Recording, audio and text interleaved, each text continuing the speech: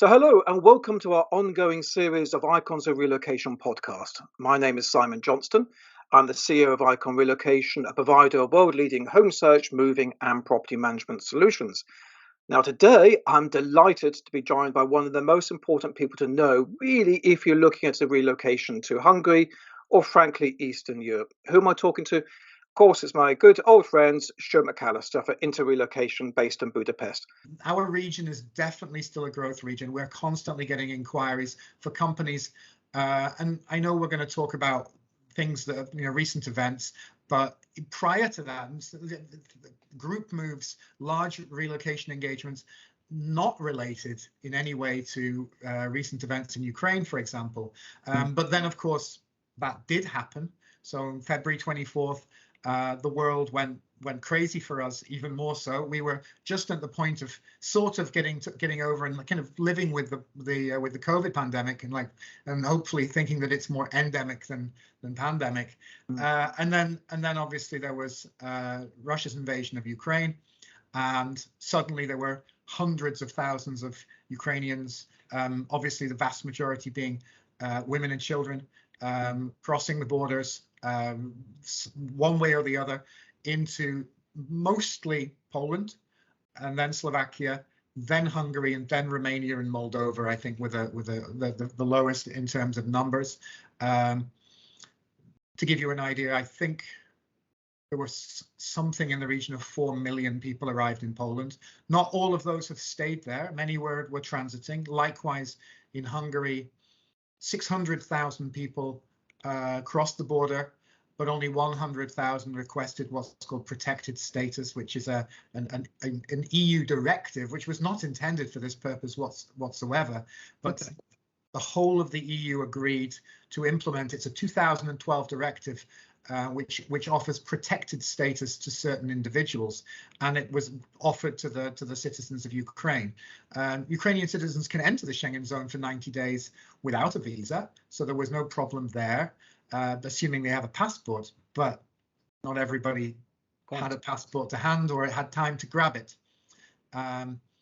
And so with protected status, if you register, and you could do that at the border as you were crossing, you could get a status. And various countries have responded in different ways, either for 1 year or 2 years, which gives you a permit, allows you to stay and work and receive healthcare from the state throughout whichever EU member state country you finally decide to settle in.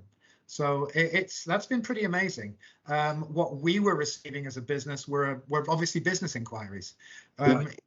And again, you could think, well, okay, without wishing to sound sexist, how many of the assignees we deal with are female? Because men were not allowed by law to leave.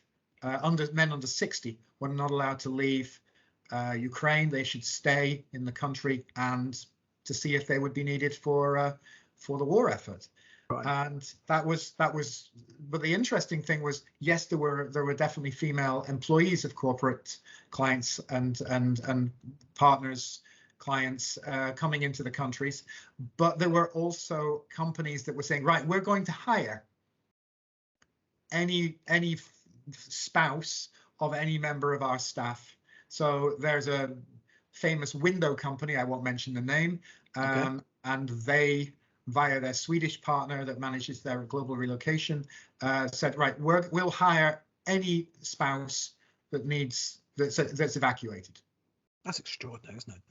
I mean, the way that Hungary and other nations have actually risen to this challenge, if that's an acceptable turn of phrase, it is incredible. I mean, this must have had an enormous impact on you and just look at Hungary, but all the nations you covered. I mean, on the ground, this must have been felt. This must have been felt from a sort of bring it to a relocation aspect as well, from a housing perspective. So how has that sort of impacted the way that you operate? March was, I think, the worst month I've had in 20 years in the relocation industry, personally. The number of inquiries that we were dealing with, so just questions, requests for information, was just too vast for me to cope with, and it made me sick in the end. But that's by the by. And I had to remind myself that I was sat in my snug little office, perfectly safe, while my colleagues in Ukraine, who I was deeply worried about at first, were evacuating to a village in the west of Ukraine where the bombing was, and I quote, not as sustained. So they didn't like being in a shelter, because the shelters got very crowded in Kiev, and so they escaped, managed to evacuate, and thankfully, no, to my knowledge, no one has been hurt or worse. Yeah. And then I moved on to concerns for our colleagues in Russia, because as you may know, the Russian relocation business is still operating, but it's 100% outbound, and it's really going to be, somebody said recently, until September, and then it will more or less be, it's a closed down process, and it won't reopen anytime. Well, sadly, I can reflect on that. I mean, we're working with a number of clients who are moving all their top talent out of Russia to neighboring countries, and yes, I can echo this. There isn't an intention for them to return, for very obvious reasons. So from your perspective, for your colleagues and team members who are based out in that location, this has been beyond traumatic, I would have thought, as a period. Absolutely. I mean, and again, as I said, I have eventually had to accept that the stress I was feeling back in March and April was nothing, that I should just suck it up, to use an American phrase, and accept my lot, because I was sat behind my safe desk in Budapest, really trying to direct traffic and help out as best we could. I was fortunate enough to meet 2 Ukrainian women who were in Budapest. One I managed to help with by giving an older like a tablet PC that we didn't need anymore, so her son didn't have to watch SpongeBob SquarePants or whatever the Ukrainian equivalent therein is, on a telephone, which is all he had to watch that kind of stuff. And then there was another lady who was a corporate client of ours, who was there with her daughter and their dog.